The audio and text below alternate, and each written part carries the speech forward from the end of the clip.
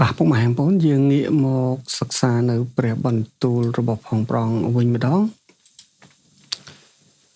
បាទយើងនឹងបន្ត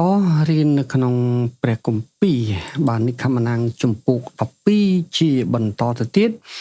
យើងឃើញថាជំពូក12បានបែងចែកជា3បាទពីខបាទ20បាទ9ទៅខ32គឺនិយាយអំពីបាទគ្រោះកាចបាទនិយាយអំពីគ្រោះកាចទី10នៅក្នុងការស្លាប់កូនច្បងហើយជាមួយគ្នាបាទនេះគឺជាគ្រោះកាចទាំង10ដែលយើងចង់រំលឹកគ្នាឡើងវិញទី1ទឹកខ្លាយទៅជាឈាមហើយទី2បាទគឺកើតទៅជាសត្វកង្កែបបាទទី3គឺខ្លាយទៅជាសត្វចៃទី4សត្វរុយបាទហើយទី5គឺអាសន្នរោគនៅលើហ្វូងសត្វបាទទី6គឺខាតបោសនៅលើខ្លួនប្រាណទី7 Hailstorm បាទគឺមានទាំងកោរន្ទះហើយជាមួយគ្នាបាទមានដុំតកកធ្លាក់មកព្រមទាំងមានភ្លើងផងហើយទី8តកតងទៅនឹងសត្វកណ្ដូបបាទសត្វចំណែកឯទី9វិញគឺងងឹត3យប់បាទ3ថ្ងៃណាងងឹត3ថ្ងៃបាទហើយបន្ទាប់មកទី10ដែលយើងបានរៀនរួចហើយគឺនិយាយអំពីបាទការស្លាប់កូនច្បងនៅស្រុកអេស៊ីបដោយសារតែបាទមូលហេតុនេះហើយផារ៉ោនមិនអាចទ្រាំបាន ទៅនឹងបាទការជំនុំជម្រះដ៏សាហាវរបស់ព្រះជាម្ចាស់ហើយក៏ព្រមអនុញ្ញាតឲ្យជនជាតិអ៊ីស្រាអែលបាទអ៊ីស្រាអែលបាទចាកចេញពីប្រទេសអេស៊ីបបាទហើយការចាកចេញនេះទៀតយ៉ាងម៉េចលោកអ្នកបងព្រះបាន5ខ្ញុំមិនដឹងថាជនជាតិអ៊ីស្រាអែលប្រមាណអ្នកបាទដឹងថាខ្លួនទៅណានោះទេបាទក៏ប៉ុន្តែព្រះជាអម្ចាស់ប្រាប់យ៉ាងច្បាស់ថាទ្រង់នឹងនាំគេទៅកាន់ទឹកដីដែលទ្រង់បានសន្យាបាទចំពោះបុព្វបុរសរបស់ផងគេគឺជាទឹកដីកាណានដូច្នេះព្រះអង្គប្រាប់ពីចុងបញ្ចប់នៃការធ្វើដំណើររបស់ផងគេបាទប៉ុន្តែជាមួយគ្នាយើងអត់ដឹងថាប្រមាណអ្នកគេចាប់អារម្មណ៍បាទហើយគេនឹកចាំអំពីគោលដៅទាំងអស់នោះបាទប៉ុន្តែប្រហែលជាភាគច្រើនគ្រាន់តែសប្បាយដែលព្រោះខ្លួនមានសេរីភាពខ្លួនរួចពីការបម្រើខ្លួនរែងទទួលការគំរាមកំហែងឬគឺធ្វើទណ្ឌកម្មសប្បាយនឹងសេរីភាពរបស់ផងខ្លួនក៏ប៉ុន្តែបាទសប្បាយដែលអត់មានគោលដៅក៏យើងអត់ដឹងរូបភាពនេះដូចគ្នានឹងគ្រីស្ទបរិស័ទបាទគ្រីស្ទបរិស័ទភាគច្រើនបន្ទាប់ពីបានទទួលព្រះអង្គជាម្ចាស់ជាព្រះអង្គសង្គ្រោះរួចពីបាបមានសេរីភាពពីមុនរស់ក្នុងប្រពៃណីទំនៀមទម្លាប់ងាកអរិយកាច់ងាកអរិយធ្វើងាកអរិយជន់បាទហើយយ៉ាងម៉េចដែរបាទចង់មិនចង់ពេលហេមន្តសន្និដ្ឋានមកដល់បើមិនចង់ធ្វើក៏ម៉ែជេរទៅធ្វើឬក៏ញាតសន្តានខ្លាចញាតសន្តានពេលជ្រាយចេះតែខំប្រឹងទៅដល់ទៅពេលចាប់ដើមជឿព្រះអង្គមានសិទ្ធិមានសេរីភាពបាទយ៉ាងម៉េចបាទសប្បាយនឹងសិទ្ធិសេរីភាពហ្នឹងបាទហើយបាត់បង់នគរដៅមិនដឹងថាខ្លួនជឿព្រះដើម្បីអីបាទនឹងគឺជាការពិតបាទបើសិនជាគេអត់បាត់បង់គោលដៅទេជនជាតិអេស៊ីបគេនឹងទៅដល់ទឹកដីសន្យាទាំងអស់គ្នាហើយក៏ប៉ុន្តែមានតែមនុស្ស2នាក់ប៉ុណ្ណោះដែលបានទៅគឺយូស្វេហើយនិងកាឡែបក្រៅពីនោះពួកគេស្លាប់ទាំងអស់នៅក្នុងទីរហោសានលោកអ្នកនេះជាមេរៀនធំណាស់សម្រាប់យើងជាគ្រីស្ទបរិស័ទបាទហេតុអីបាទពីព្រោះទីរហោស្ថានចាប់តាំងពីស្រុកអេស៊ីបមុនពេលទៅដល់ព្រំដែនទឹកដីសន្យានោះគឺតំណាងឲ្យជីវិតរបស់អ្នកជឿព្រះទាំងអស់ចាប់តាំងពីថ្ងៃថ្វាយខ្លួនរហូតដល់ថ្ងៃគេស្លាប់ឬចាប់តាំងពីថ្ងៃថ្វាយខ្លួនរហូតដល់ថ្ងៃគេទៅនៅជាមួយព្រះរហូតដល់ថ្ងៃព្រះយើងមកយកគេបាទអាមែនបាទអញ្ចឹងបើយើងមិនចាំពីគោលបំណងរបស់ផងយើងទេហើយយើងសប្បាយចិត្តនឹងសេរីភាពរបស់យើងអត់យកចិត្តទុកដាក់ក្នុងការរស់នៅនិងគោរពប្រតិបត្តិតាមព្រះបន្ទូលរបស់ផងព្រះអង្គទេបាទអ្នកសង្ឃឹមថាអ្នកទៅដល់ទឹកដីសន្យាតែអ្នកអត់ទៅដល់ទេអាមែន ពីព្រោះ pattern វាមានរួចហើយគំរូវាមានរួចហើយបានប្រាប់នៅក្នុងព្រះគម្ពីរដូច្នេះបើលោកអ្នកបងប្អូនរស់នៅប្រដាប់កាយដូចជាជនជាតិអ៊ីស្រាអែលដែលចេញពីអេស៊ីបមកបាទព្រះឲ្យចំណាយពេល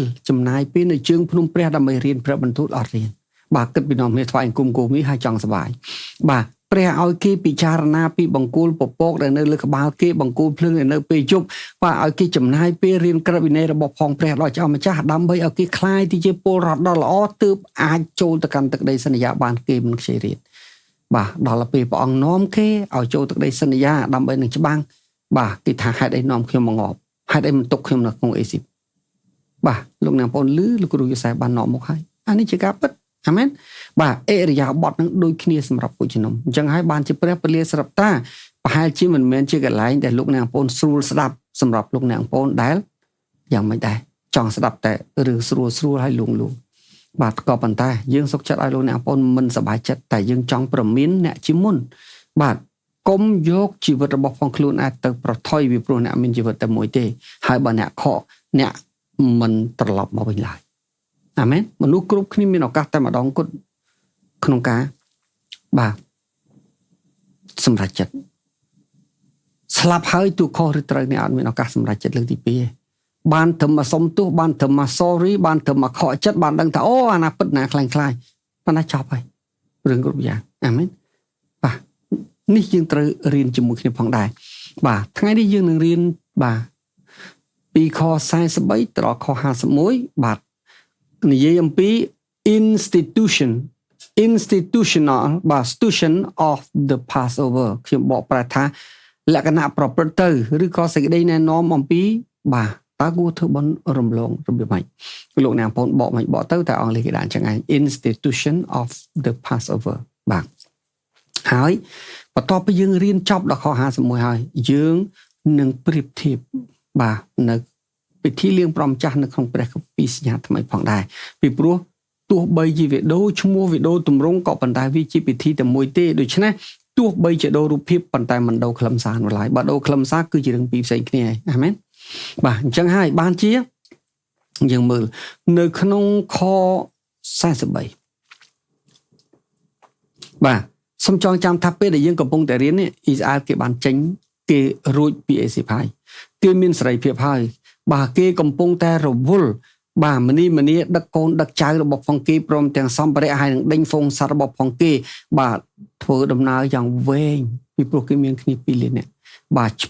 តាមរយៈលោកម៉ូសេហើយបង្គោលភ្លើងនិងពពកក៏តាមបំភ្លឺផ្លូវគេទាំងយប់ទាំងថ្ងៃបាទផងដែរបាទអញ្ចឹងខ43ទៅខ51នេះវាដូចជាការបើករង្វង់កញ្ចក់អញ្ចឹងបាទមុនពេលបន្តបាទយ៉ាងមិនដែរបាទឆ្លុះបញ្ចាំងអំពីដំណើរប្រព្រឹត្តទៅបាទបន្ទាប់ពីជនជាតិអ៊ីស្រាអែលមានសេរីភាពតោះព្រះយេហូវ៉ាទ្រង់មានបន្ទូលនឹងម៉ូសេហើយនឹងអេរ៉ុននេះជាច្បាប់សម្រាប់បុណ្យរំលងមិនត្រូវឲ្យឯងមិនត្រូវឲ្យអ្នកប្រទេសក្រៅណាបរិភោគបុណ្យនេះឡើយបាទណាតែអស់ទាំងបាវបំរើដែលឯងបានទិញនឹងប្រាក់មកបាទបើកាលណាបានកាត់ស្បែកឲ្យហើយនោះឲ្យគេបរិភោគបានដំបូងយើងចង់និយាយអំពីបាវបំរើមនុស្សនៅសម័យមុនមិនមែនដូចជាអ្នកបម្រើក្នុងសម័យនេះទេអ្នកបម្រើក្នុងសម័យនេះគេនៅផ្ទះទីតីគេគ្រាន់តែទៅធ្វើការនៅតាមរោងចក្រសហគ្រាសឬក្រុមហ៊ុនណាមួយបាទដើម្បីយកប្រាក់ខែយកមកចិញ្ចឹមខ្លួនតែប៉ុណ្ណោះគេជា employee បាទជាបុគ្គលិកអាមែនទោះបីយើងហៅ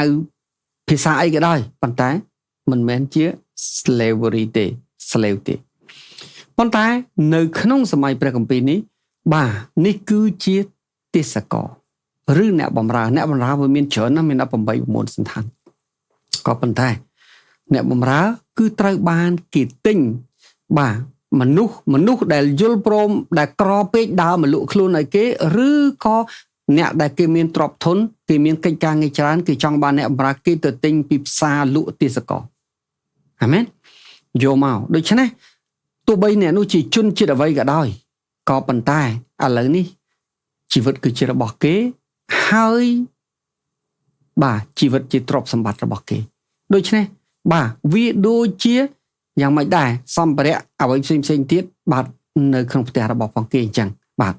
អញ្ចឹងហើយបានជាព្រះជាម្ចាស់មានបន្ទូលថាម៉េចព្រះអង្គមានព្រះបន្ទូលនៅក្នុងខ44ថាអ្នកបម្រើដែលបានទិញមិនមែនអ្នកបម្រើអត់បានទិញទេបាទពាក្យទិញនិងមិនទិញវាខុសគ្នាទិញមានន័យថាខ្លាចជាទ្រព្យរបស់គេជាកម្មសិទ្ធិរបស់គេហើយបាទអញ្ចឹងវាជាទ្រព្យរបស់ផងជនជាតិអ៊ីស្រាអែលខុសគ្នាណាអ្នកបម្រើដែលបានទិញនឹងប្រាក់បាទបើកាលណាកាត់ស្បែកអញ្ចឹងលក្ខខណ្ឌ2ទី1សាសនាក៏ដោយបើសិនជាអ៊ីស្រាអែលទិញដោយប្រាក់មានតែគេចំណាយលុយទៅទិញយើងពីផ្សារទេសកលយកមកហើយ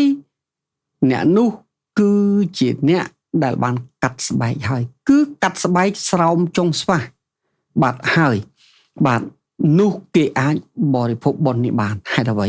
ពីព្រោះទី1ទិញបាទគឺជា symbolic អំពីអីគេបាទអំពីអ្នកដែលព្រះយេស៊ូវបានលួសបានទិញដោយឈាម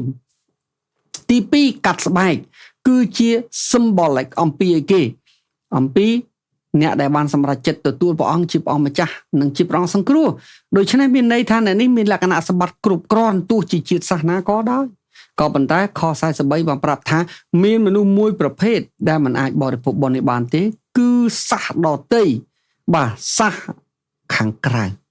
បាទមិនមែនជាទ្រព្យសម្បត្តិរបស់អ៊ីស្រាអែលមិនបានកាត់ស្បែកអ្នកនោះគឺជានិមិត្តរូបនៃអ្នកមិនជឿព្រះឃើញទេបាទអញ្ចឹងដែលខព្រះគម្ពីរ43ប្រាប់ថាសាសដតីបាទមិនគួរមិនត្រូវបរិភោគបុណ្យរំលងយ៉ាងណាមានន័យថាម៉េចពិធីលៀងព្រះម្ចាស់ក៏មិនអនុញ្ញាតឲ្យអ្នកមិនជឿបរិភោគដែរក៏ប៉ុន្តែมันបានដាក់លក្ខខណ្ឌជំនួយទឹកឬមិនជំនួយទឹកអីទេណានេះគឺជាអ្វីដែលយើងត្រូវពិចារណាឥឡូវយើងមើលខ45ឯអ្នកប្រទេសក្រៅឬ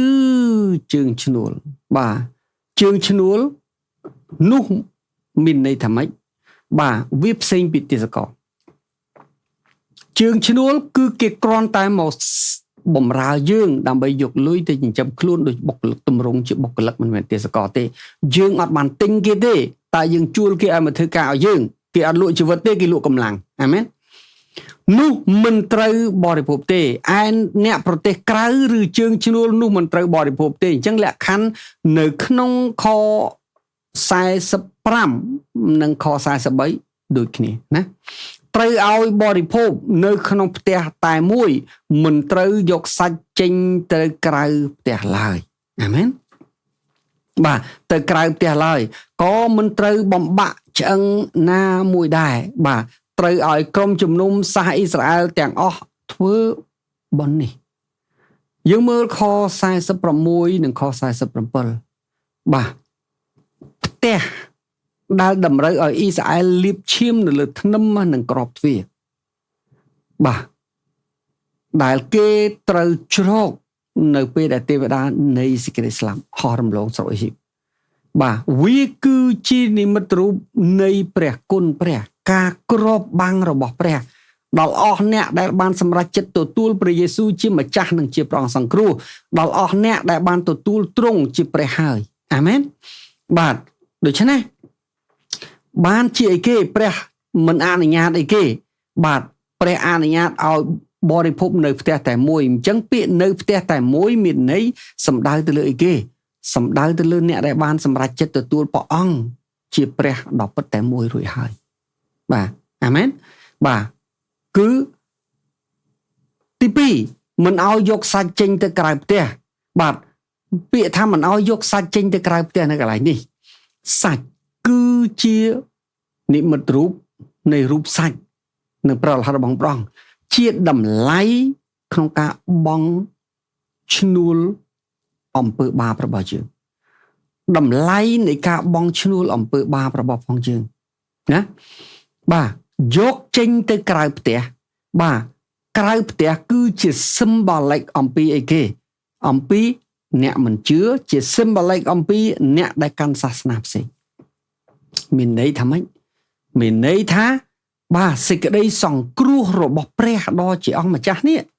បាទជាសាច់និងជាឈាមរបស់ផងព្រះអង្គគឺសម្រាប់មនុស្សគ្រប់គ្នាក៏ប៉ុន្តែតើតើគេទទួលព្រះអង្គជាព្រះអង្គម្ចាស់និងជាព្រះអង្គសង្គ្រោះមកច្រងព្រះបារមីរបស់ព្រះអង្គដែលរូបភាពជ្រកនៅក្នុងផ្ទះដែលលាបឈាមទៅដោយធ្នឹមនិងឈាមទៅដោយផ្ទះដែលលាបឈាមនៅលើធ្នឹមនិងក្របទ្វារយ៉ាងដូចនេះផងដែរក៏ប៉ុន្តែchẳngមិនដែរសេចក្តីសង្គ្រោះនោះមិនបំរុងទុកឬសង្គ្រោះដល់អ្នកណាដែលនៅក្នុងសាសនាណាដទៃផ្សេងទៀតបាទដែលគេមិនដឹងដែលគេមិនឮដែលគេមិនប្រែចិត្តដែលគេមិនទទួលព្រះអង្គនោះទេបាទមិនមែនថាគេមិនដឹងមិនឮគេបដិសេធថាគាត់ទៅសង្គ្រោះគេដែរមែនទេពាក្យនោះមានន័យចឹងណាបាទយ៉ាងនោះគេនឹងបានបាទអញ្ចឹងហើយចង់ធ្វើបុណ្យរំលងនេះថ្វាយព្រះយេហូវ៉ាឈប់បើមានអ្នកប្រទេសក្រៅណាតាមពិតវាមិនហ្នឹងមកក្តាំងមិញវាទៅណាបាទត្រូវឲ្យបរិភោគនៅក្នុងផ្ទះតែមួយមិនត្រូវយកសាច់ចេញទៅក្រៅក៏មិនត្រូវបំបាក់ឆ្អឹងណាដែរបាទអញ្ចឹងបំរាមកូនឈាមដែលត្រូវយកមកនោះមិនត្រូវកាត់ក្បាលកាត់ជើងតាមទំនឹងចិត្តរបស់យើងដូចជាកូនអេលីនោះទេបាទអាមែនគឺនៅទាំងអស់រួមទាំងអាការៈខាងក្នុងហេតុអីពីព្រោះរូបភាពនៃកូនឈាមនៅថ្ងៃបុណ្យរំលងគឺជារូបភាពនៃឈាមបាទដែលមកពីឋានសួគ៌គឺអង្គព្រះយេស៊ូវគ្រីស្ទបាទដែលបញ្យល់ប្រាប់យើងថាទោះបីជាព្រះអង្គត្រូវរងទុក្ខទោសទណ្ឌកម្មយ៉ាងណាក៏ដោយតែគ្មានឆ្អឹងណាមួយត្រូវបាក់នោះឡើយវាជា prophecy រូបភាពនៃកូនឈាមវាជា prophecy pointing to បាទ the body of Jesus អាមែនបាទត្រូវឲ្យពួកជំនុំសាសអ៊ីស្រាអែលទាំងអស់គ្នាធ្វើបុណ្យនេះបាទអញ្ចឹងសាសអ៊ីស្រាអែលនៅកន្លែងនេះបើប្រៀបធៀបនឹងយើងដែលជឿព្រះអង្គក្នុងសញ្ញាថ្មីគឺសំដៅទៅលើគ្រីស្ទបរិស័ទទាំងអស់ត្រូវតែធ្វើពិធីបុណ្យនេះបាទបុណ្យនេះគឺជាអ្វីបុណ្យនេះសប្តាហ៍ថ្ងៃហ្នឹងគឺពិធីលៀងព្រះម្ចាស់នឹងឯងបាទព្រះអង្គថាម៉េចចូលធ្វើពិធីនេះដើម្បីរំលឹកអំពីខ្ញុំបាទហេតុអីដើម្បីឲ្យយើងនឹកចាំថាដោយសារព្រះគ្រីស្ទដែលរងទុក្ខទោសទណ្ឌកម្មចំណងវិញ្ញាណបណ្ដាសាដោយសារទ្រង់លះបង់ប្រជញ្ញមីហើយទើបខ្ញុំបានសង្គ្រោះអាមែនបាទខ្លាចក្រែងបាទយើងច្រឡំព្រះយេស៊ូវទៅជាគោទៀតឥឡូវយើងមើលខ48បើមានអ្នកប្រទេសក្រៅណាមួយបាទមកនៅជាមួយនឹងឯងហើយចង់ធ្វើបុណ្យរំលងនេះថ្វាយព្រះយេហូវ៉ាដែរនោះត្រូវឲ្យពួកប្រុសរបស់គេទទួលកាត់ស្បែកសិនទើបនឹងចូលមកធ្វើបានយ៉ាងនោះគេនឹងបានដូចជាអ្នកស្រុកដែរតែអ្នកណាដែលមិនបានកាត់ស្បែកសោះនោះនឹងបរិភោគបុណ្យនេះមិនបានឡើយអញ្ចឹងព្រះអង្គបញ្ជាក់ហើយបញ្ជាក់ទៀតនៅក្នុងខ48គឺបានបញ្ជាក់ប្រាប់ថាបាទអ្នកណាចង់ធ្វើក៏បានតែត្រូវកាត់ស្បែកការកាត់ស្បែកស្រោមចុងស្វាស់បាទគឺជានិមិត្តរូបបាទ symbolic អំពីការសម្រេចចិត្តទទួលជឿព្រះដល់ជាម្ចាស់ការសម្រេចចិត្ត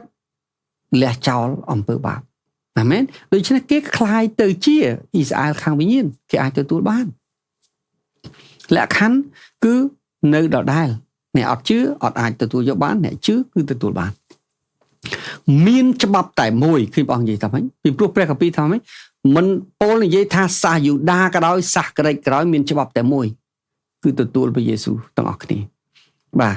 សាសអ៊ីស្រាអែលអត់ទទួលព្រះយេស៊ូវក៏អត់បានសង្គ្រោះសាសដទៃអត់ទទួលព្រះយេស៊ូវក៏អត់បានសង្គ្រោះបាទហើយបើសាសដទៃចង់រួចពីអំពើបាបទទួលជឿព្រះយេស៊ូវបើសាសអ៊ីស្រាអែលចង់រួចពីបាបក៏ត្រូវទទួលជឿព្រះយេស៊ូវដែរ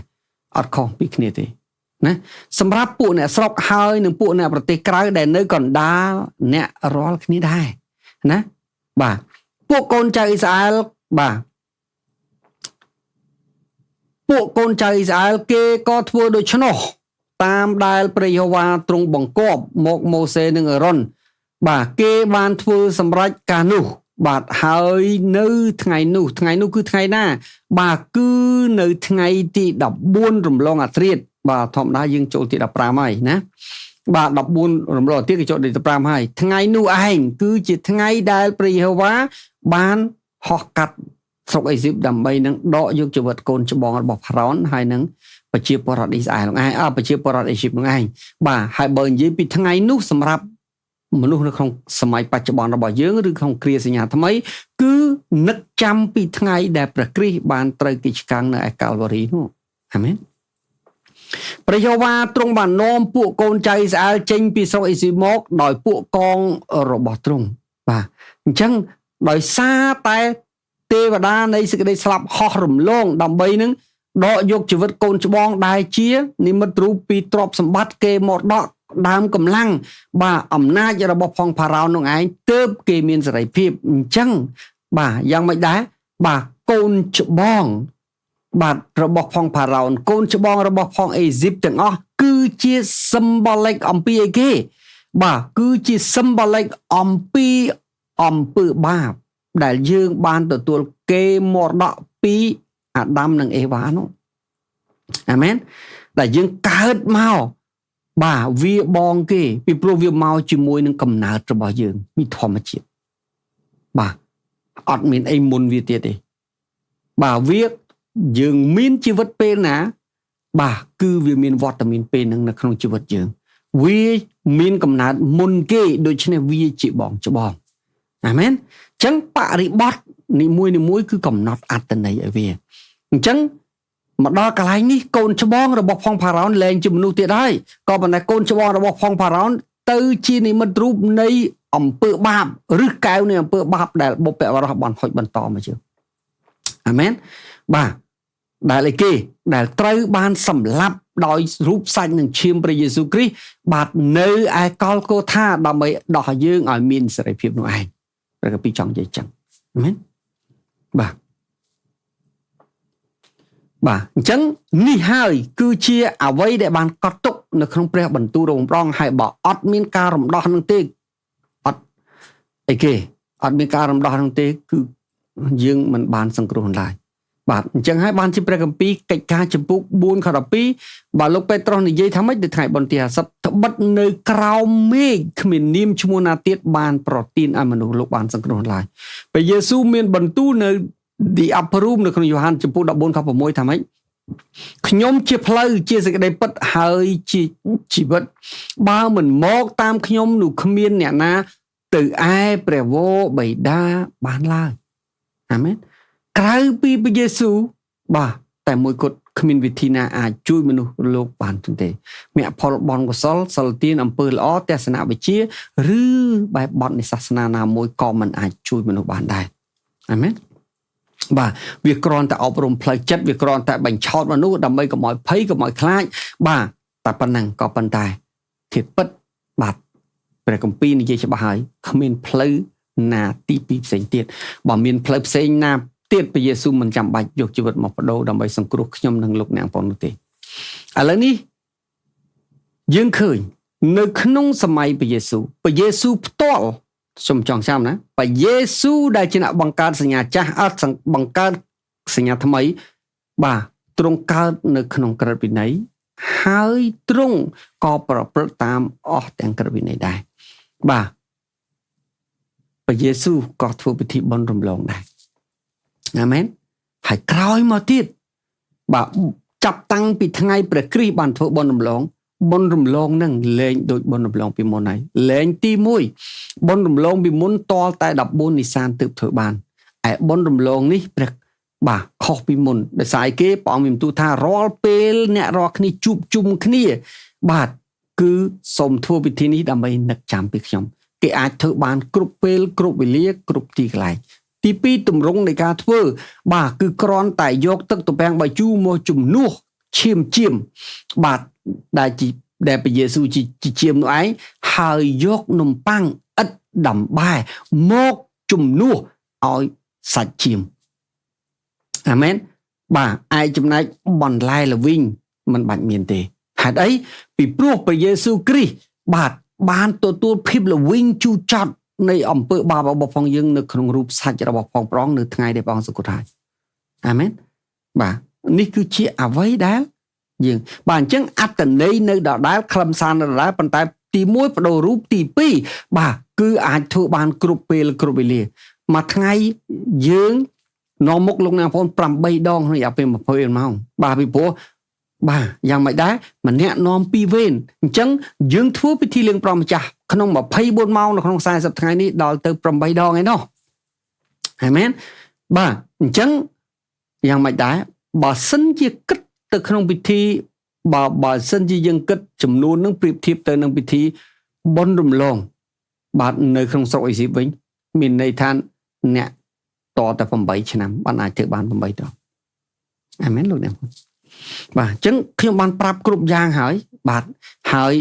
បាទបកឲ្យមួយពាក្យថាតើពាក្យនោះមានន័យថាម៉េចឥឡូវយើងប្រៀបធៀបនៅក្នុងព្រះគម្ពីរសញ្ញាថ្មីខ្ញុំនាំលោកអ្នកបងប្អូនទៅពិនិត្យបាទយ៉ាងម៉េចដែរ Synoptic Gospel ពីព្រោះព្រះគម្ពីរយូហានបាទអត់មានកត់ទុកនៅចុងក្រោយទេនៅក្នុងជំពូក13គ្រាន់តែនិយាយថាពិធីលៀងព្រះម្ចាស់ហើយពន្យល់ពិស្ដារទៅលើការលៀងជើងទៅវិញទេបាទណាឥឡូវសូមមើល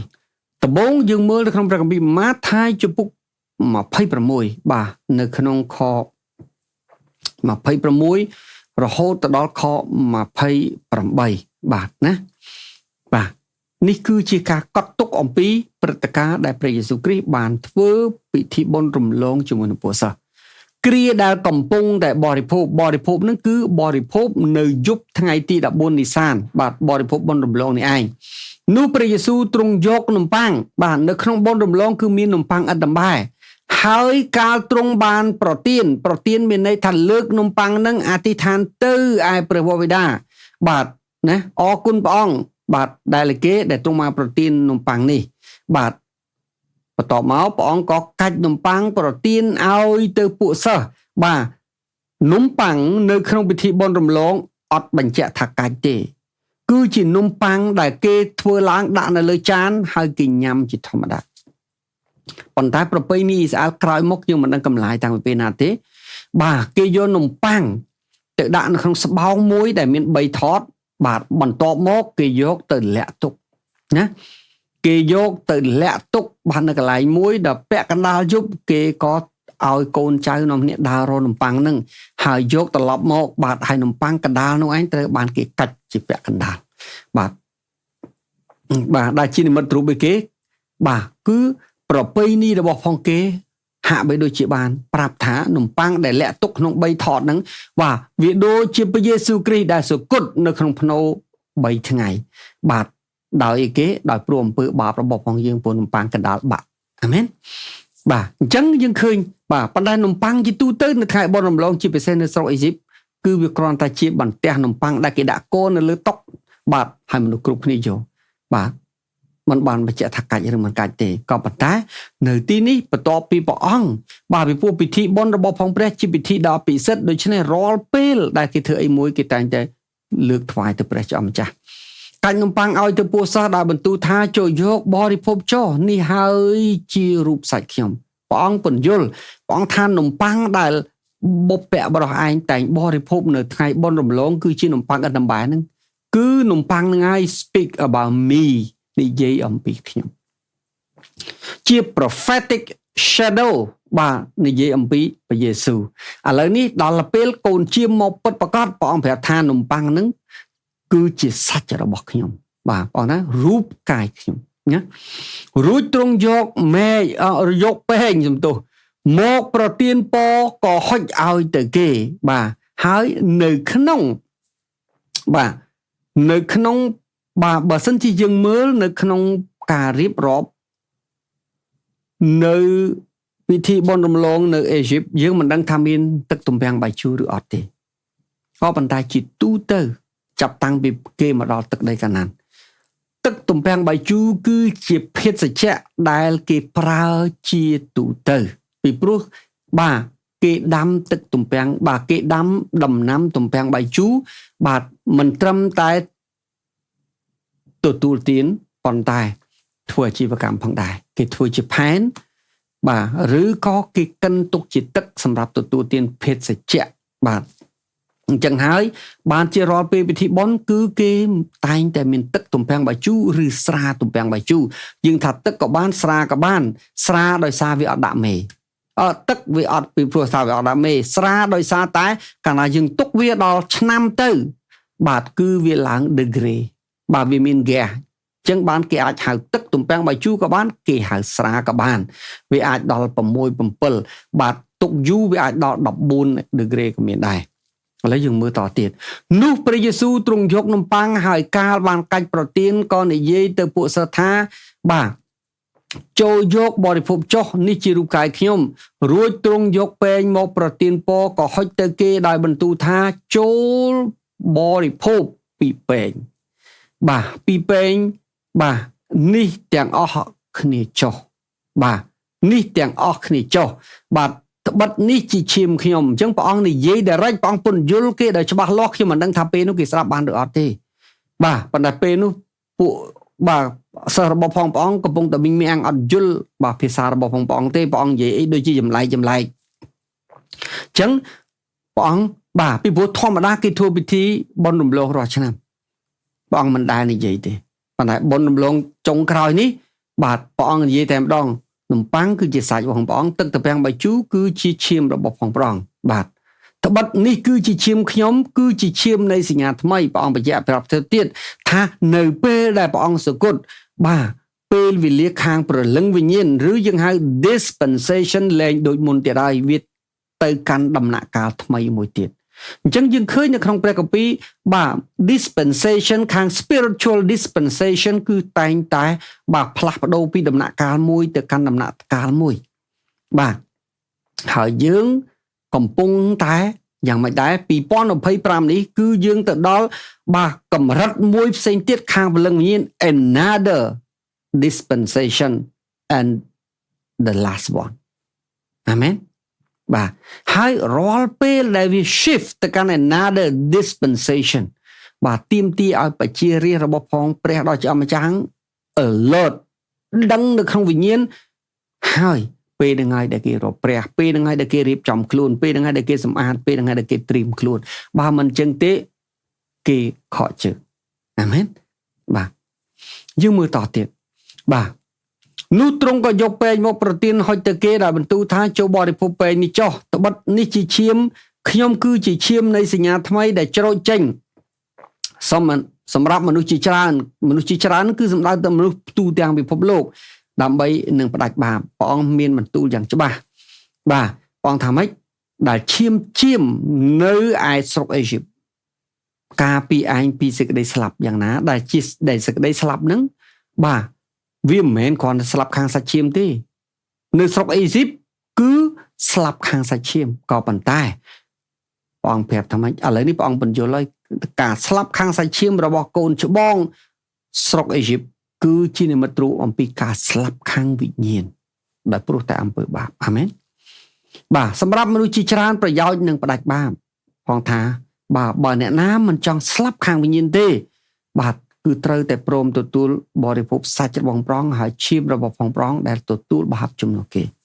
បាទនេះគឺជាអ្វីដែលមានកត់ទុកនៅក្នុងព្រះគម្ពីរម៉ាថាយណាឥឡូវយើងមើលតទៀតនៅក្នុងព្រះគម្ពីរម៉ាកុសកាលទ្រង់កំពុងតែបរិភោគនោះព្រះយេស៊ូវទ្រង់យកនំប៉័ងប្រទានពររួចកាច់ប្រទានដល់គេដោយបន្ទូលថាចូលយកបរិភោគចុះ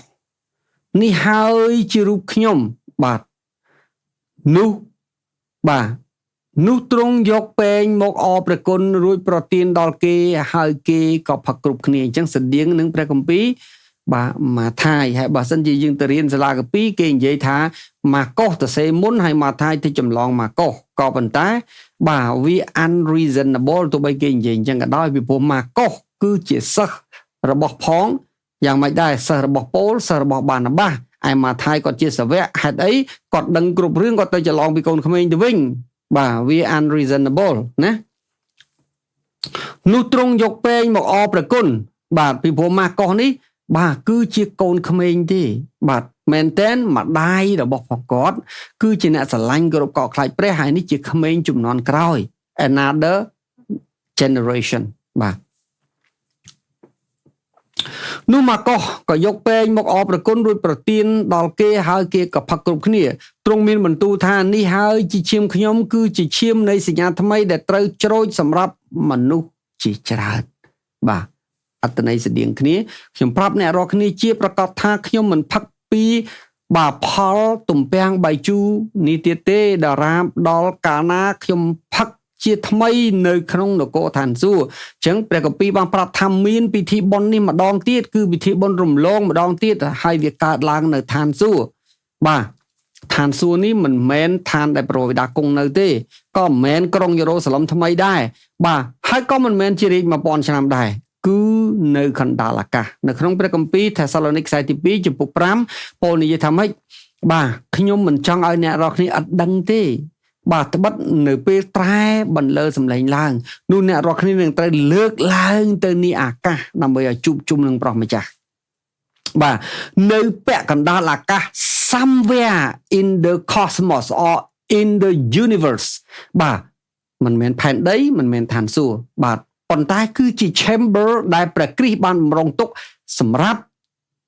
វិវិហមង្គលការអាមែនកន្លែងនោះហើយដែលទ្រង់គង់នៅលើ Burma Sit បាទនៅលើកៅអីជំនុំជម្រះពួកបរិសុទ្ធរំប្រងដើម្បីស្ដីបន្ទោសអ្នកណាគួរស្ដីបន្ទោសហើយឲ្យរង្វាន់អ្នកណាគួរឲ្យរង្វាន់បន្ទាប់មកបាទក៏មានពិធីជប់លៀងបន្ទាប់ពីពិធីជប់លៀងហើយគឺយ៉ាងម៉េចនៅក្នុងប្រពៃណីអ៊ីស្រាអែលបន្ទាប់ពីប្តីប្រពន្ធជប់លៀងហើយពួកគេបានដកខ្លួនចេញពីពិភពលោកនេះបាទចំណាយពេលតែ2នាក់ប្តីប្រពន្ធពេញ1ឆ្នាំនោះគឺជាពេលបាទដែលគេព្រះអង្គរៀបរចនាសម្ព័ន្ធនៃនគររបស់ទ្រង់មុនពេលដែលព្រះអង្គជិះសេះសមកគ្រប់គ្រងរាជ1000ឆ្នាំអាមែនបាទហើយនោះឯងកន្លែងនោះឯងដែលព្រះអង្គនិយាយនៅក្នុងនគររបស់ទ្រង់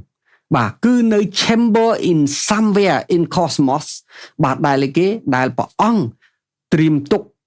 ដើម្បីនឹងទទួលពួកបរិសុទ្ធរបស់ព្រះអង្គហើយខ្ញុំជឿថាបាទថ្ងៃនោះជិតមកដល់ហើយបើសិនជាខ្ញុំនិយាយបើសិនបាទព្រះអង្គយាងមកនៅក្នុងបុណ្យភ្លុំត្រែឆ្នាំនេះជើងនៅសល់តែ11ថ្ងៃទៀតទេអាមែន11ថ្ងៃទៀតទេដូច្នេះលោកអ្នកបងប្អូនបាទត្រៀមហើយនៅកុំឲ្យដូចអ៊ីស្រាអែលព្រះអង្គឲ្យពេល14ថ្ងៃដើម្បីត្រៀមចេញមកអត់បាយដែរអត់យកបាយមកញ៉ាំដែរអាមែនបាទ pattern ដដែលទេមនុស្សជីជានៅតែជីជាយ៉ាងឯងអាមែនសូមប្រុងប្រយ័ត្នបាទអញ្ចឹងបាទតាមពិតមេរៀននេះខ្ញុំបង្រៀនលម្អិតលើសជាងពេលណាទាំងអស់ហើយបើលោកអ្នកបងប្អូនអត់ស្រេកឃ្លានចង់រៀនខ្ញុំក៏មិនដឹងដែរណាបាទអញ្ចឹងយើងឃើញនៅកន្លែងនេះកាលកំបាយ៉ាងមិនដែរព្រះអង្គថាបាទអញ្ចឹងពិធីបុណ្យរំលងនេះព្រះយេស៊ូវទទួលទានចុងក្រោយគឺមុនសុគតបាទហើយព្រះអង្គប្រាប់ថាអ្វីទាំងអស់ដែលបានកើតឡើងនៅក្នុងបុណ្យរំលងគឺព្រះអង្គនឹងហើយដែលជាតួអង្គពិតប្រាកដព្រះអង្គប្រាប់ហើយបាទណាបាទអញ្ចឹងឈាមគឺព្រះអង្គសាច់ឈាមគឺសាច់ព្រះអង្គបាទឈាមដែលការពារគេគឺជាឈាមព្រះអង្គដែលទៅទិញបាបជំនួសបាបគេអាមែនបាទអញ្ចឹងហើយបានជាអីគេបាទបានជាដែលឈាមបាទការពារគេពីសេចក្តីស្លាប់យ៉ាងណាឈាមបាទនឹងទិញបាបហើយការពារមនុស្សបាទចេញពីសេចក្តីស្លាប់យ៉ាងដូចនេះផងដែរហើយព្រះអង្គថាពិធីបុណ្យនេះនឹងមានម្ដងទៀតហ្នឹងមិនមែនមានន័យថាយើងអត់ធ្វើទេចង់និយាយថាយើងធ្វើផ្ទាល់ជាមួយព្រះអង្គមុខទល់នឹងមុខអាមែននៅណានៅនគរឋានសួគ៌ហើយខ្ញុំបាននិយាយហើយនគរឋានសួគ៌នេះវាជា symbolic អំពីកន្លែងដែលព្រះអង្គជួបជាមួយនឹងកូនក្រមុំរបស់ព្រះអង្គដើម្បីរៀបការកន្លែងដែលព្រះអង្គជួបកូនក្រមុំព្រះអង្គដើម្បីនឹងបាទអង្គុយលើកៅអី Burma Sit ដើម្បីជំនុំជម្រះពួកអ្នកជឿថាអ្នកណាគួរបានរង្វាន់អ្នកណាគួរស្ដីឲ្យហើយបានរង្វាន់ប៉ុណ្ណាបន្ទាប់មកបានជាមានពិធីជប់លៀងមួយបាទពីព្រោះគេបានទទួលជ័យជំនះគេជោគជ័យព្រះអង្គថា faithful servant បាទប្រពៃបើមរាល្អឲ្យស្មោះត្រង់អើយនោះគឺជាពេលបាទហើយអ្នកណាដែលបានគឺបានរហូតហើយអ្នកណាដែលបាត់បង់គឺបាត់បង់រហូតហើយអត់បន្ថែមបន្ថយបញ្ចេញបញ្ចូលរង្វាន់នឹងបានទេបាទបើខ្ញុំបានមកុដគឺខ្ញុំនឹងរស់នៅជាមួយនឹងមកុដហ្នឹងបាទអស់កាលជានិច្ចក្នុងរាជ1000ឆ្នាំក៏ខ្ញុំពាក់មកុដហ្នឹងទៅក្រុងយេរូសាឡិមថ្មីក៏ខ្ញុំពាក់មកុដហ្នឹងអាមែន នេះគឺជាអ្វីតែបើសិនជាសម្រាប់អ្នកអត់វិញដោយដើរកាត់ភ្លើងដោយព្រះគម្ពីរកូរិនថូសនិយាយវិញគឺអត់ជារៀងរហូតហើយចឹងហើយបើព្រះគម្ពីរប្រាប់ថាឲ្យយើងសន្សំរង្វាន់ពីព្រោះអីគេឲ្យរង្វាន់ឋានសួគ៌វាថោកជាងកំប៉ុងអេតចាយទៀតអាចយកបានគ្រប់កន្លែងតែបើអ្នកអត់រង្វាន់ច្បាស់ណាស់អ្នកជាមនុស្សខ្ជិលបើមិនបានរួមចំណែកអ្វីតតែសោះជាមួយនឹងព្រះអាមែននេះគឺជាការពិតចឹងហើយបានយើងតែងតែអំពាវនាវបងប្អូនឲ្យ like share subscribe ឲ្យអធិដ្ឋានបាទឲ្យអីគេបាទចូលរួមថ្វាយនឹងវាយបាទដើម្បីគេដើម្បីជំរុញនគរព្រះជាម្ចាស់គ្រប់អ្វីដែលយើងទាំងអស់គ្នាធ្វើគឺកត់ទុកជារង្វាន់សម្រាប់យើងបាទអញ្ចឹងដំបងបនរំលងផុតពីបនរំលង convert នៅក្នុងសញ្ញាថ្មីទៅជាពិធីលៀងព្រះម្ចាស់ពិធីលៀងព្រះម្ចាស់ទៅជាមង្គលការអញ្ចឹងលោកអ្នកបងនេះជាបនតែមួយទេណាបាទអាមែនបាទអូខេឥឡូវយើងមកដល់ព្រះគម្ពីរលូកាវិញលូកាជំពូកបាទឥឡូវស្ដាប់ជំនៀងមកបទសិនណាខាកតោះហេមកវិញយើងរៀនទៀត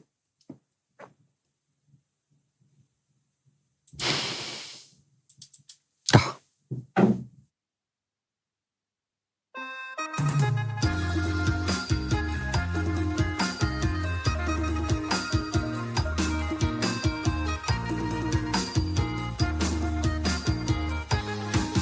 ថ្ងៃនេះបងប្អូនអញ្ជើញជួបជុំមកថ្វាយបង្គំព្រះយេស៊ូវគ្រី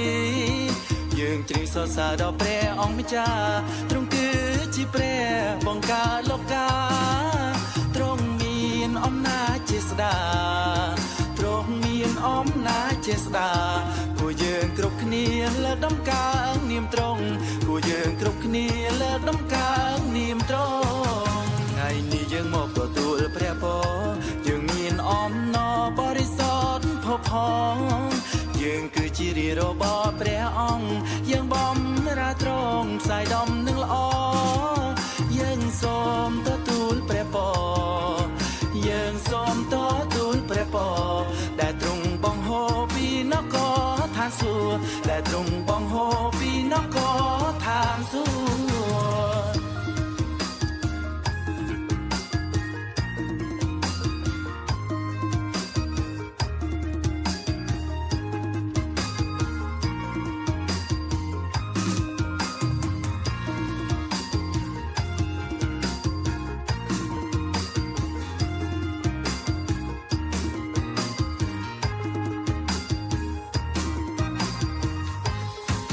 ថ្ងៃនេះបងប្អូនអញ្ជើញជួបជុំមកថ្វាយបង្គំព្រះយេស៊ូវគ្រីស្ទយើងជ្រាបសរសើរដល់ព្រះអង្គម្ចាស់ទ្រង់គឺជាព្រះបង្កើតលោកាទ្រង់មានអំណាចជាស្ដាទ្រង់មានអំណាចជាស្ដា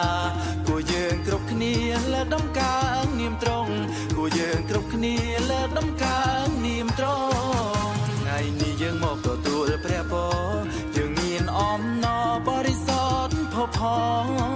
យើងគឺជារាជរបស់ព្រះអង្គយើងបំរើទ្រង់ផ្សាយដំណឹងល្អយើងសូមទទួលព្រះពរយើងសូមទទួលព្រះពរដែលទ្រង់បង្ហូរពីនគរឋានសួគ៌ដែលទ្រង់បង្ហូរពីនគរឋានសួគ៌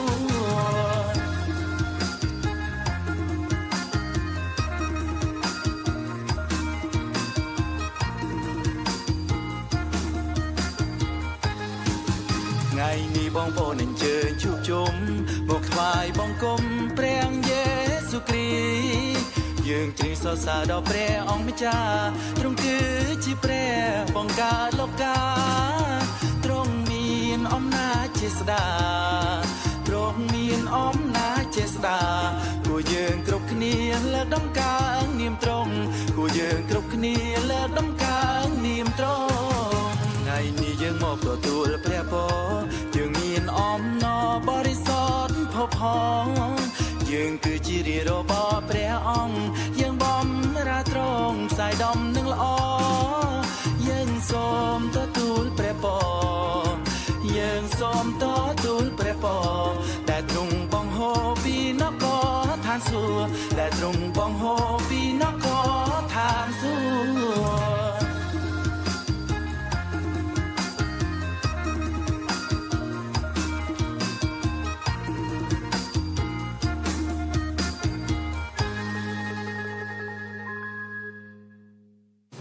ផ្លាស់ប្ដូរបរិយាកាសតិចទៅលើយើងត្រឡប់មករឿងរបស់យើងវិញតោះបាទអញ្ចឹងយើងរៀនព្រះគម្ពីរលូកាខ្ញុំចង់ប្រៀបធៀបលោកអ្នកបងឲ្យដឹងដើម្បីឲ្យយល់បាទពីព្រោះបាទយើងមិនចង់មករឿងយើងរៀនគ្រប់តែពេលនោះទេបាទយើងចង់មករឿងឲ្យវាច្បាស់មករឿងតោះរួចទ្រង់ក៏យកនំប៉័ងមកអរព្រះគុណហើយកាច់ប្រទានទៅគេដោយបន្ទូលថានេះហើយជារូបកាយខ្ញុំដែលបានប្រទានមកអ្នករាល់គ្នាចូលធ្វើបុណ្យនេះដើម្បីរំលឹកដល់ខ្ញុំមុនពេលអានតទៅទៀតខ្ញុំបើកមុខកញ្ចក់ទៀតបាទនៅពេលដែលលោកអ្នកបងប្អូនអានព្រះបន្ទូល background គឺសំខាន់បាទហើយគោលបំណងនៃការសរសេរក៏សំខាន់ដែរពីព្រោះលោកម៉ាថាយលោកសរសេរដើម្បីចង្អុលបង្ហាញព្រះយេស៊ូវជាស្ដេចលូកាម៉ាកុសបង្អុលបង្ហាញពីព្រះយេស៊ូវគ្រីស្ទជាអីគេបាទព្រះយេស៊ូវគ្រីស្ទគឺជាបាទអ្នកបម្រើក្នុងពេលដែលព្រះគម្ពីរលូកានិយាយអំពីយ៉ាងម៉េចដែរព្រះយេស៊ូវជាកូនមនុស្សជាមនុស្សហើយជាព្រះក្នុងពេលតែមួយបាទអញ្ចឹងបាទឯព្រះគម្ពីរយ៉ូហាននិយាយថាព្រះយេស៊ូវជាព្រះអាមែនចឹងមួយជាស្ដេចមួយជាព្រះមួយអ្នកបម្រើមួយជាព្រះផងជាមនុស្សផងខុសគ្នាទី2អ្នកនិពន្ធលូកាខុសពីអ្នកនិពន្ធគម្ពីរផ្សេងអ្នកនិពន្ធលូកាមិនមែនអ៊ីស្រាអែលទេលោកជាជនជាតិក្រិចអាមែនអញ្ចឹងលោកសរសេរបែបផែនរបស់លោកសម្រាប់ឲ្យសាសដតីយល់បាទអញ្ចឹងសាសដតីហើយនឹងសាសអ៊ីស្រាអែលខុសគ្នាសាសអ៊ីស្រាអែលរឿងរ៉ាវក្នុងព្រះគម្ពីរនៅក្នុងបរិបទរបស់គេអញ្ចឹងគេនិយាយកាត់មិនក៏បានដែរតែព្រះគម្ពីរលូកាអត់អញ្ចឹងទេអាមែនបើយើងមើលសេចក្តីផ្ដើមព្រះគម្ពីរលូកាគាត់ទៅសេទៅកាន់ឯកឧត្តមម្នាក់ឈ្មោះថេវភិលជាមិត្តភក្តិរបស់គាត់ជាជនជាតិក្រិចដូចគ្នា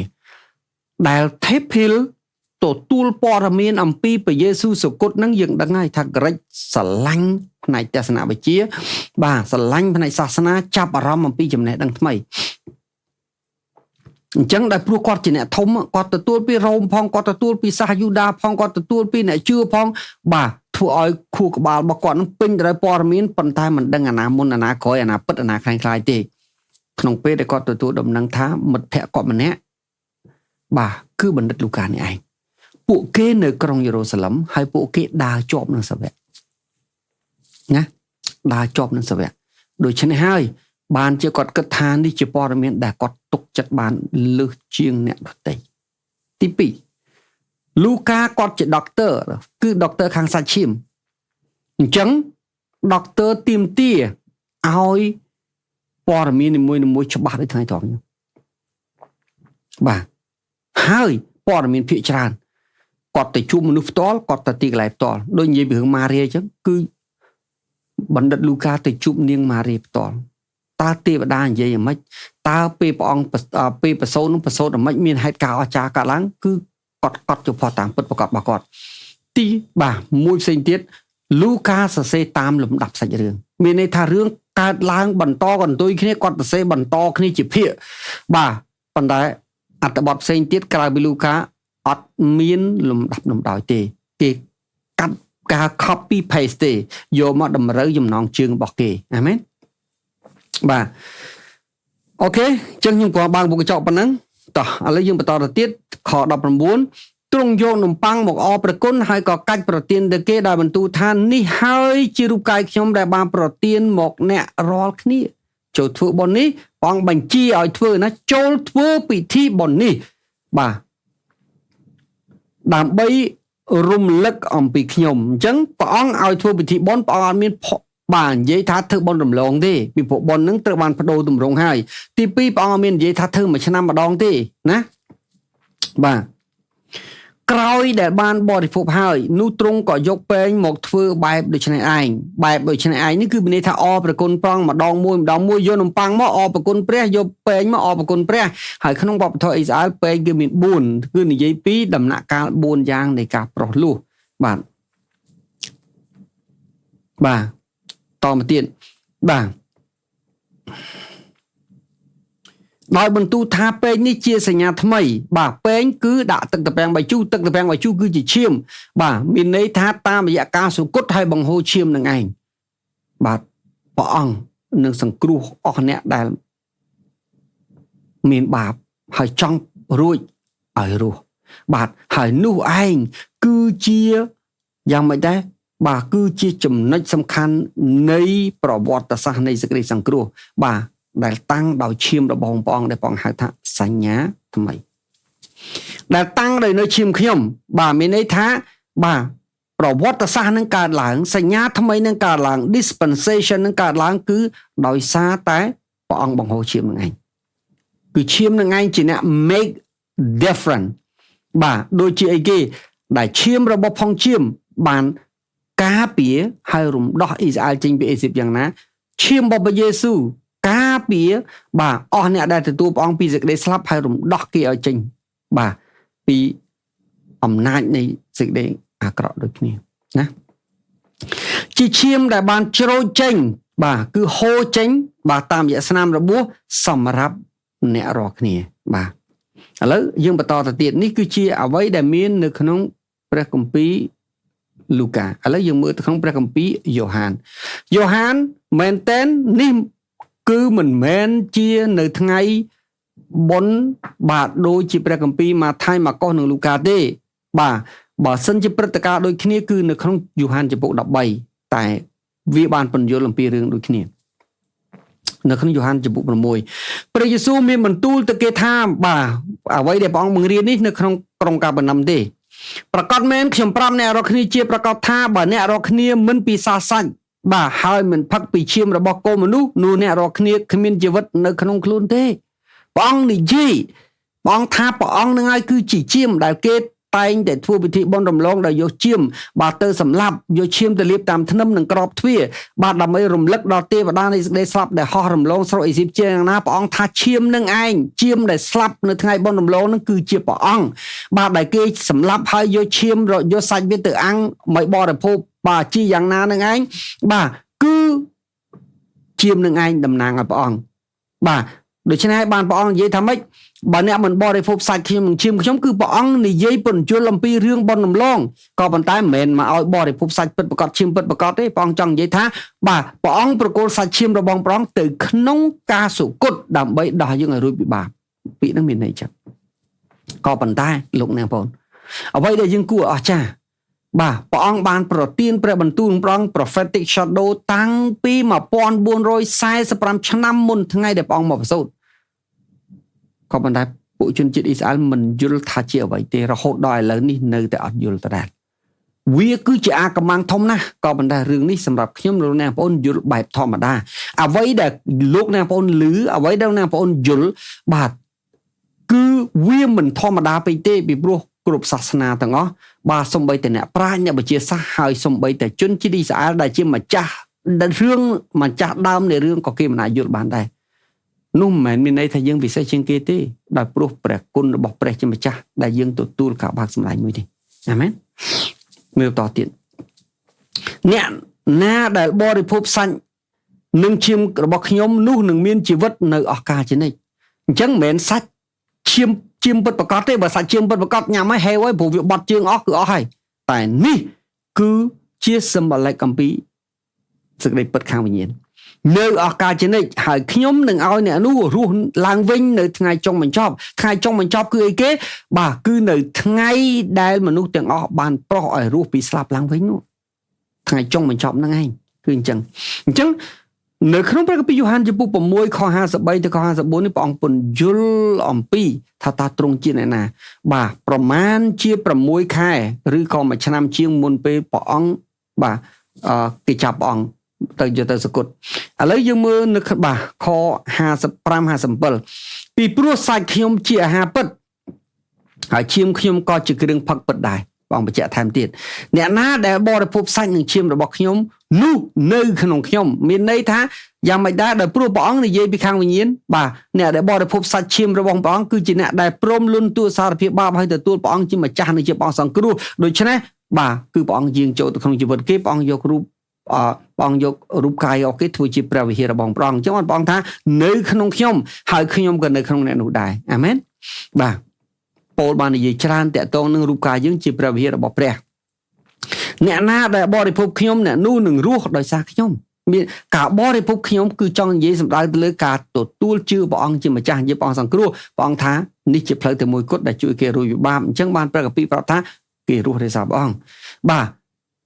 ដូចជាខ្ញុំបាទដូចជាព្រះបិតាដ៏មានប្រជញ្ញរស់ទ្រង់ចាត់ឲ្យខ្ញុំមកហើយខ្ញុំរស់នៅដោយសារទ្រង់ដែរអាមែនបាទ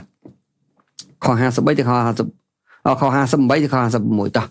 នំប៉័ងនេះជានំប៉័ងដែលចុះមកពីឋានសួគ៌ពិតមិនមែនដូចជាអាយុកោអ្នកបានបរិភោគនំម៉ាណាបាទក៏ស្លាប់ទៅនោះទេហើយអ្នកណាដែលបរិភោគនំប៉័ងនេះគឺនៅរស់អស់កលជានិច្ចអញ្ចឹងព្រះអង្គថានំប៉័ងនេះមិនមែននំប៉័ងឥតដំបែនោះទេគឺជានំប៉័ងដែលចុះមកពីឋានសួគ៌គឺជាសាច់ឈាមព្រះអង្គនឹងឯងអញ្ចឹងព្រះអង្គបញ្យល់ច្បាស់លាស់បាទក៏ប៉ុន្តែលោកអ្នកបងបាទនៅពេលដែលយើងជាប់ចំណងទៅដោយអំពើបាបជីវិតរបស់ផងយើងអត់បន្ទាបខ្លួនដល់បើកចំហទេបងថាម៉េចមើលឃើញមែនតែអត់ដឹងមានន័យថាម៉េចលឺមែនតែអត់ដឹងមានយល់ន័យថាម៉េចទេអាមែនឥឡូវនេះយើងចូលមកកាន់កូរិនថូសវិញហើយក៏ជាព្រះគម្ពីរចុងក្រោយដែរបាទយើងចង់បញ្យល់ឲ្យច្បាស់លាស់ពោលបានសរសេរទៅកាន់ក្រុមជំនុំកូរិនថូសពីព្រោះថាអស់អ្នកណាដែលបានទទួលដំណឹងល្អអស់អ្នកណាដែលបានត្រឡប់ជាកូនព្រះគ្រប់ពូជជាតិសាសន៍ទាំងអស់សុទ្ធតែអាចសុទ្ធតែធ្វើពិធីលៀងព្រះម្ចាស់ក៏ប៉ុន្តែពិធីលៀងព្រះម្ចាស់នៅក្រុងកូរិនថូសវាមិនមែនជានំប៉័ងហើយនឹងទឹកត្រពាំងបាយជូរទេតែវាជាអាហារបាទបាយថ្ងៃត្រង់ទៅវិញទេត្បិតឯសេចក្តីដែលខ្ញុំបានបង្រៀនអ្នករាល់គ្នានោះខ្ញុំក៏បានទទួលពីព្រះម្ចាស់មកលោកនិយាយថាបាទអ្វីដែលលោកបង្រៀនគឺលោកទទួលពីព្រះពេលលោកទទួលពីព្រះអាចទទួលពីពួកសាវកបាទដែលពួកសាវកហ្នឹងបាទបានរៀនផ្ទាល់ពីព្រះឬក៏ព្រះអង្គម្ចាស់ជាអ្នកបង្រៀនគាត់គ្មានអ្នកណាដឹងអស់ពីរឿងពោលទេហេតុអីពីព្រោះបន្ទាប់ពីពេលដែលគាត់ត្រូវបានរើសនៅឯបាទទីក្រុងដាម៉ាស់មកពោលបានដកខ្លួនចេញរយៈពេល3ឆ្នាំមុនពេលបានអាបាសទៅជួបគាត់នៅតាសិសអាមែនហើយនៅទីនោះហើយដែលគាត់ចំណាយពេលរៀនជាមួយនឹងពួកអាសិនណាបាទហើយយើងមិនដឹងថាគាត់បានជួបព្រះអង្គឬក៏គាត់ទទួល revelation អីទៀតយើងអត់ដឹងពីគាត់តែពោលនិយាយថាគាត់បានទទួលពីព្រះម្ចាស់គឺច្បាស់ណាស់ប្រហែលជាព្រះម្ចាស់ជាអ្នកបង្រៀនគាត់ផ្ទាល់គឺថានៅយប់ដែលព្រះម្ចាស់យេស៊ូវត្រូវគេបញ្ជូនទ្រង់បានយកនំប៉័ងលុះទ្រង់បានអរព្រះគុណរួចហើយក៏កាច់នំប៉័ងដោយបន្ទូលថាចូលយកពិសាចុះនេះហើយជារូបកាយខ្ញុំដែលកាច់សម្រាប់អ្នករាល់គ្នាចូលធ្វើពិធីនេះទុកជាសេចក្តីរំលឹកដល់ខ្ញុំព្រះអង្គថាឲ្យធ្វើដើម្បីទុកជាសេចក្តីរំលឹកដល់ខ្ញុំថ្ងៃខែឆ្នាំអត់និយាយទេបាទលុះក្រោយដែលបានបរិភោគរួចហើយបរិភោគនំប៉័ងនោះទ្រង់ក៏យកពែងមកបែបដូច្នេះដែរដល់បន្ទូលថាពែងនេះជាសញ្ញាថ្មីដែលនៅឈាមខ្ញុំចូលធ្វើដូច្នេះរាល់វេលាណាដែលផឹកទុកជាសេចក្តីរំលឹកដល់ខ្ញុំត្បិតរាល់វេលាណាដែលអ្នករាល់គ្នាបរិភោគនំប៉័ងនេះហើយផឹកពីពែងនេះបាទរាល់វេលាណាបាទប្រើពាក្យវ៉ានគឺអត់មាននិយាយថ្ងៃខែឆ្នាំទេនោះឈ្មោះថាសម្ដែងពីការសគត់របស់ផងព្រះម្ចាស់ដល់រាបដល់ទ្រង់យើងមកអញ្ចឹងរាល់វេលាណាដែលយើងបាទបរិភោគនំប៉័ងនេះហើយផឹកពីពែងនេះគឺយើងរំលឹកអំពីអីគេបាទយើងរំលឹកអំពីការសគត់របស់ផងព្រះអង្គពោលនិយាយថាម៉េចសម្ដែងពីការសគត់របស់ផងព្រះអង្គបាទដល់រាបដល់ថ្ងៃដែលព្រះយាងមកអាមែនបាទតមកទៀតបានជាអ្នកណាដែលបរិភោគនំប៉័ងនេះហើយផឹកពីពែងបែបមិនគួរសមនោះនឹងមានទោសចំពោះរូបអង្គបាទអញ្ចឹងពាក្យថាបរិភោគបែបមិនគួរសមនៅកន្លែងនេះមិនមែនជានំប៉័ង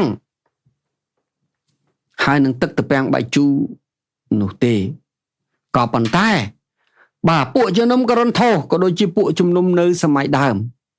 ពេលដែលពួកគេជឿព្រះហើយគេមកថ្វាយបង្គំព្រះបាទគេនាំយកអាហារនោះគឺបាយសម្លដែលយើងញ៉ាំនឹងឯងបាទហើយគេតែងតែញ៉ាំជុំគ្នាបន្ទាប់ពីថ្វាយបង្គំនៅពេលដែលគេ ថ្វាយបង្គំចប់គេយកអាហាររៀងៗខ្លួនមកដាក់បញ្ចូលគ្នាហើយគេចំណាយពេលប្រគុណព្រះសម្រាប់ community ថ្មីសហគមន៍ថ្មីរបស់គេបាទហើយដែលគេបានស្គាល់គ្នាបានថ្វាយបង្គំព្រះជាមួយគ្នាត្រឡប់ទៅជាកូនព្រះដោយសារការបូជារបស់ផងព្រះអង្គនោះឯងបន្ទាប់ពីគេប្រគុណព្រះហើយបានគេទទួលទានអានឹងក៏ហៅថា community ដែរមិនចាំបាច់តតែនំប៉័ងនិងទឹកទេសំខាន់គឺការជួបជុំអាហារដោយរំលឹកអំពីសេរីភាពដែលបានទទួលពីព្រះគ្រីស្ទបាទពីព្រោះពិធីលៀងព្រះម្ចាស់ឬបុណ្យរំលងបើបុណ្យរំលងបដូរពីឈាមមកពីនំប៉័ងឥតដំបែបុណ្យរំលងបដូរពីឈាមពិតប្រកបមកទឹកត្រពាំងបាយជូរបានហេតុអីមិនអាចបដូរពីនំប៉័ងនិងទឹកត្រពាំងបាយជូរទៅជាអាហារធម្មតាបានអាមែនពាក្យថាបរិភោគបែបមិនគួរសមនៅកន្លែងនេះគឺនិយាយអំពីការប្រព្រឹត្តដែលអត់របៀបនៅក្នុងពួកជំនុំក្រិនថោបាទយើងដឹងហើយបាទពួកជំនុំនៅក្នុងបាទព្រះវិហារមិនមែនមានឋានៈដូចគ្នាទេហើយក៏មិនមែនមានជីវភាពដូចគ្នាដែរបាទដោយព្រោះតែគេមានជីវភាពមិនដូចគ្នាអាហារដែលគេយកមកព្រះវិហារក៏អត់ដូចគ្នាដែរបាទអ្នកមានគេយករបស់ល្អអ្នកមានគេយករបស់ថ្លៃអ្នកក្រគេយកតាមលទ្ធភាពបាទដល់តែពេលដាក់ចូលគ្នាយ៉ាងម៉េចដែរបាទអ្នកមានគេមិនអាចញ៉ាំរបស់អ្នកក្រទេក្នុងពេលដែលអ្នកក្រគឺរបស់ខ្លួនឯងញ៉ាំហើយធម្មតាចេះតែចង់លូករបស់ថ្មីឯងដល់ចេះវាធ្វើឲ្យអ្នកមានទើសទាល់អញ្ចឹងហើយបានជាអ្នកមាននឹងចាប់ផ្ដើមបែកគំនិតថាបើយើងយករបស់នឹងមក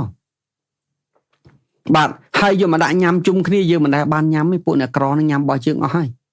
បាទដូច្នេះយើងធ្វើម៉េចបាទដូច្នេះយើងញ៉ាំមុនថ្វាយអង្គមបណ្ដោយទៅ